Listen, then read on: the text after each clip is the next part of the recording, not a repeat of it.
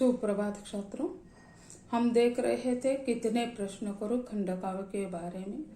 तो सीता को निर्वासित किया गया और उसी समय उसे निर्वासन के समय छोड़ने के लिए रथ चला जाता है और लक्ष्मण उनके साथ है और लक्ष्मण भाभी को बताते हैं कि यहाँ हमें आपको छोड़ने के लिए कहा गया है। तब उसी समय सीता कहती है कि यानी क्या करे, यानी हम तो कुछ नहीं कर सकते। तो उसी समय सीता कहती है कि मैंने अब सारी लाज काज छोड़ दी और वो अपने देवर से कहती है यानी मैं अभी यानी गर्भावस्था में हूँ। यह बात तो औरों को पता नहीं लेकिन उन्हें तो पता है। तो वो कहती है उस क्षण उपजा यह भी भय, मेरी गर्भावस्था का आभास न था औरों को, तुमको यह तथ्य पता था। तो वो कहती है देवर जी से कि यानी यह बात मैं माँ बनने वाली हूँ, यह जनता को पता नहीं था लेकिन तुम्हारे भाई को पता था। लेकर भी अग्नि परीक्षा त्यागा जिस पुरुषोत्तम ने, क्या उनसे आशा करती स्वीकारेंगे सुत अपने। वो कहती है कि अग्नि परीक्षा करने पर आपने मुझे अपनाया था, फिर मैं आपसे क्या आशा करती हूँ, क्या आपके सुत आपको अपनाएंगे? नहीं अपनाएंगे। जब वह सीता निर्वासन में थी तब उनके पुत्र जो है सीता दिल से राम की पत्नी थी, वह एक मूर्ति बनाकर उसकी पूजा करती है और पूजा करते जब बच्चे बड़े हो जाते हैं तो उसे पूछते हैं कि तुम किसकी पूजा करती हो। हर दिन यानी शादी के दिन वह अलग प्रकार के यानी फूलों से उसकी पूजा करती है। उनकी सहेलियां भी पुण्य पूछती है कि इस दिन तुम क्यों अलग फूलों से उसकी पूजा करती हो। तो सीता कुछ भी नहीं बताती है। जब यानी लव और कुश यानी अयोध्या का यानी घोड़ा पकड़ लेते हैं और उसे युद्ध करने के लिए तैयार होते हैं और उसी समय यानी बहुत उनके सैन्यों की यानी हालत बेकार कर देते हैं। तो यानी भरत आ जाते हैं, शत्रुघ्न आ जाते हैं और वो उनसे भरत से पूछते हैं ये किसका घोड़ा है। तो अयोध्या के राजा राम है, उनसे हमें यानी उनका यह अश्वमेध का घोड़ा है। तो वो कहते हैं राजा को बुलाओ, आप क्यों आए हैं, आपको अपना प्राण प्रिय है तो चलो। तो वो कहते हैं पहले हमसे युद्ध कर लो, अगर हम बचे तो और लड़ेंगे, अगर हम मर जाएंगे तो राजा आ जाएंगे। तो ऐसे वो भरत का शत्रुघ्न का सभी का पर्दाफाश कर देता है। फिर हनुमान जी आ जाते हैं, हनुमान जी को भेज दिया जाता है। तो हनुमान जी को पता था कि यानी ये लव कुछ दूसरे तीसरे कुछ नहीं है, ये कौन है, ये राम के ही पुत्र है। तो उस हनुमान को वह क्या कर देते हैं कि हनुमान को भेजते हैं तो भी हनुमान को वो बंदी बना देते हैं। उसे बंदी बनाकर संदेश दे देते हैं कि यानी जब तक राम नहीं आएंगे तब तक हम इस घोड़े को नहीं छोड़ेंगे। तो यह राम और ये राम के पास ये बात पहुंच जाती है। तो लक्ष्मण भी कहते हैं हम चले जाएंगे। तो राम कहते हैं ठीक है हम चले जाएंगे।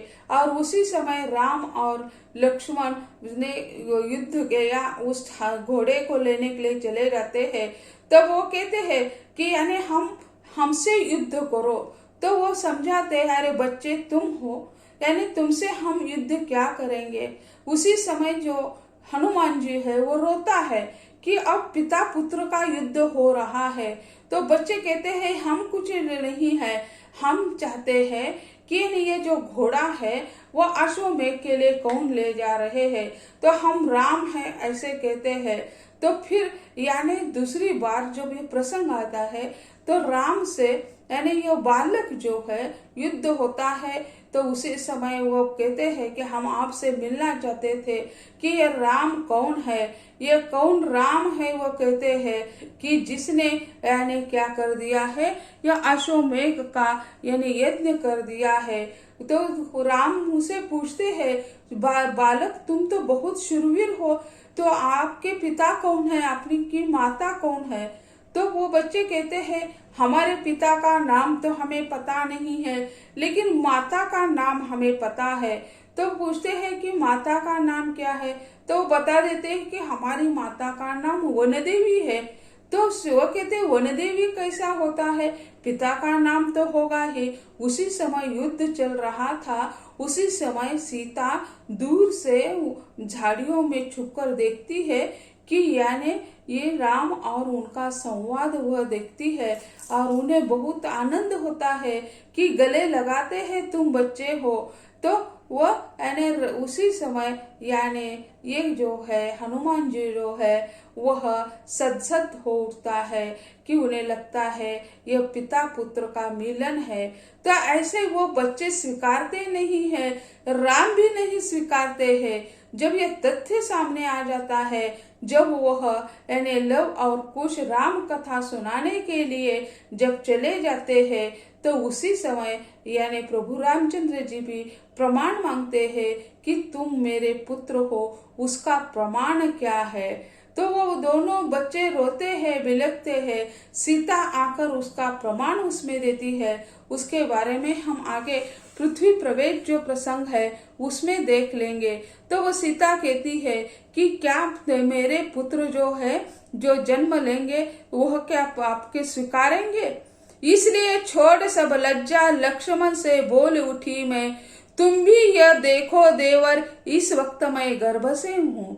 यानी वो कहती है कि मैंने सब कुछ छोड़ दिया, देवर जी देखो इस वक्त मैं गर्भ से हूँ। तब ग्लानि और लज्जा से लक्ष्मण हो उठे कंटकित, जो योग्य नहीं है मेरे सुन रे को करे अनुबाधित। सच कहती हूँ मन में तब भीषण आक्रोश उठा था, अर्पित हो जाती जल को ममता का मोह उठा था। उसी समय लक्ष्मण छोड़कर चले गए। उसी समय अनेक शंकाएं उसके मन में आ गई। वह चाहती थी जल में डूबकर चली जाए, डूबकर मरना चाहती थी, लेकिन उन्होंने निर्णय लिया नहीं, अब तो इस प्रकृति ने मुझ पर एक जिम्मेदारी छोड़ दी है और उसी को पूरा करना मेरा दायित्व है। वो बहुत रोती है, माँ को पुकार लेती है। माँ उसे अपने साथ लेने के लिए प्रस्तुत हो जाती है। उनकी माँ धरती माता है। वो उसे कहती है चलो बेटी, इस धरती पर तो तुम्हें खुशी मिलने वाली नहीं है। तुम्हारा जन्म तो मेरी कोख से हुआ है, लेकिन एक कार्य के लिए तुम्हारा जन्म हुआ था। अब चलो मेरे साथ। तो वो कहती है नहीं माँ, तो मैं अब माँ बनने वाली हूँ। यह कार्य जब समाप्त हो जाएगा तब मैं आपको पुकारूंगी, तब तुरंत आ जाना और मुझे अपने गोद में ले लेना। तो माँ कहती है ठीक है बेटी, तुम जब मुझे पुकारोगी तब मैं आ जाऊंगी। तो वो कहती है कि मन आक्रोश कर उठा कि यानी जिसने मुझे धिक्कारा है तो उसे भी क्या सम्मान मिलेगा।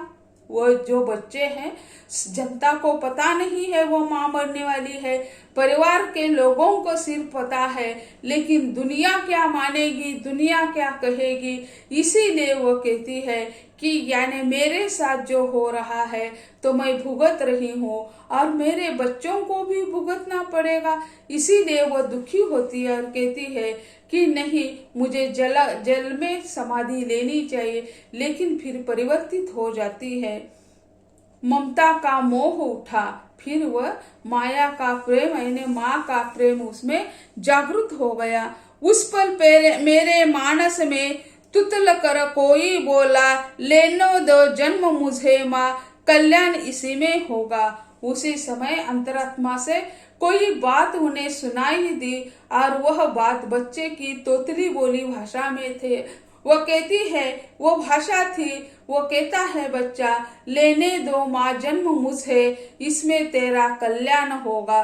तो वह बच्चे की तोतली बोली भाषा जो है उसे पिघला देती है और वह यानी जल में अर्पण होने के सिवा यानी निर्धार करती है कि उन बच्चों को मैं जन्म दे दूंगी। लक्ष्मण चल दिए उसी क्षण, रामाज्ञा का पालन कर, मैं हुई अनाथ अकेली, मूर्छित हो गिरी धरा पर। लक्ष्मण जो आदेश था उस आदेश का पालन करके निकल गए और निकल जाने के बाद सकल वन में अकेली थी। यह सोच कर वह क्या हो जाती है, मूर्छित हो जाती है, क्योंकि आगे क्या होगा। यानी सकल वन में तो बहुत यानी प्राणी होते हैं, हिंसक प्राणी होते हैं, अब जीविकोपार्जन भी कैसे करे। तो ऐसे जो है तो वहां वह मूर्छित हो जाती है। सुध आई जिस बेला में संध्या झुटपुट घिर आई, मेरे नैनों से अविरल बरसात न रुकने पाई। जब सुध आई, जब अचेतन अवस्था में वो चली गई थी, वो शुद्ध अवस्था में आ गई, तब क्या है, यानी वो बेला जो है वह झुरपुट घिर आई। संध्या यानी जैसे हम देखते हैं तो संध्या का समय होने जा रहा था और उसी समय उन्हें सुध आ गई। देखती है तो अंधेरा छाने लगा है, ऐसी समस्या उनके सामने खड़ी हुई। मेरे नैनों से अविरल बरसात न रुक पाए। इसी समय उनके आंखों से जो आंसू है रुक नहीं पा रहे थे। तो ऐसा एक प्रसंग है कि जब सीता निष्कासित होने वाली थी, उसी समय हनुमान जी वही नहीं थे और वे अपनी माँ को, अंजनी माँ को मिलने के लिए गए थे। उसी समय जाने के लिए वे तैयार नहीं थे, लेकिन सीता ने जबरदस्ती से भेजा था। ऐसा कहा जाता है जब जहाँ यानी हनुमान जी होते हैं वहां यानी यमदूत भी प्रवेश नहीं कर सकता। इसी कारण उन्हें संकट मोचन कहा जाता है। अगर वही सीता का निर्वासन नहीं होता, अगर हनुमान जी वही होते, यानी वही होते तो सीता का निर्वासन नहीं होता। लेकिन नियति कैसी करती है देखो कि सीता जबरन उसे यानी अपनी माँ जो है अंजलि माता के भेंट के लिए भेज देती है और सीता का निर्वासन होने के बाद वे वापस आते हैं। तो उसी समय यानी प्रभु रामचंद्र जी देखभाल के लिए, सीता की देखभाल के लिए उसे एक छोटे बालक का रूप लेकर जाने के लिए बता देते हैं और वो बालक के रूप में वही चले गए थे और उस सघन वन में यानी वाल्मीकि ऋषि का यानी आश्रम था और वहीं पे चले जाते हैं और वे यानी उसका कार्य जब सीता बेसुध अवस्था में थी उसी समय उसे जल पिला देते हैं और वाल्मीकि की ऋषि जी को बता देते हैं एक स्त्री यानी इस आश्रम के पास ही यानी अचेतन अवस्था में पड़ी हुई है। तब यानी वाल्मीकि ऋषि आंखें मूंद कर अपने ज्ञान के आधार पर देखते हैं तो उन्हें वो सीता दिखाई देती है। तो वो कहते हैं चलो अपना कार्य निभाना पड़ेगा, अब हमें जाकर उन्हें लेना होगा। और वही वे कहते हैं चलो। हनुमान जी निकलते उनके साथ पानी लेकर चले जाते हैं। वाल्मीकि ऋषि उन पर पानी छिड़क देते हैं और पानी छिड़कने के बाद उसे सुध आती है और उसे कहते हैं चलो देवी हमारे साथ चलो, यही हमारा आश्रम है। तो सीता उसे इनकार कर देती है। तो वो कहते हैं कि यहाँ तुम सुरक्षित नहीं हो बेटी, चलो हमारे आश्रम में महिलाएं हैं, गुरु माता है, सभी है, आपकी देखभाल करेंगे और चलो। और हनुमान जी भी उनके साथ साथ चले जाते हैं। जब आश्रम में वे चले जाते हैं तो उसी समय आश्रम के द्वार पर यानी उनके आश्रम की जो महिलाएं है, गुरु माताएं है, वो सोचने लगती है कि यानी यह कौन सी साध्वी लेकर आए हैं। तो उसी समय उनकी जानकारी देते हैं, सभी से कहते हैं कि यह वन देवी है, हमें वन में मिली है, उसकी देखभाल करनी चाहिए कि उन्हें एक कोटी बनाकर दे दो, यानी छोटी सी कोटी हो। और यह भी ध्यान रखना कि यह माँ बनने वाली है, उसका ध्यान आपको सभी को मिलकर रखना चाहिए। यह हनुमान जी जो है सीता माता को जो जो अच्छा लगता है वो लाकर उन्हें दे देता है। तो ऐसे यह हनुमान जी अंतिम क्षण तक उनके पास रहे, लेकिन सीता को नहीं पता था यह हनुमान कौन है। मारुति नाम धारण करके वहीं पे रहता है।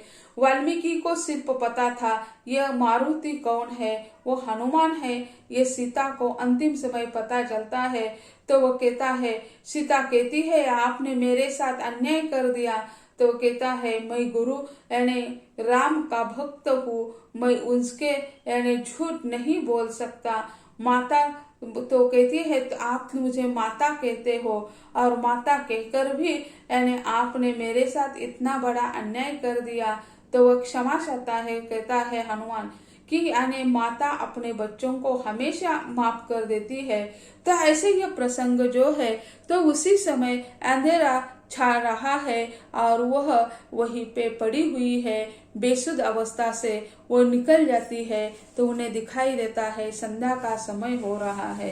तो ऐसे सीता की दशा का चित्रण इस खंड काव्य में कर दिया है। छात्रों, अगला हिस्सा हम अगले लेक्चर में देख लेंगे। आज यही कहते हैं, धन्यवाद।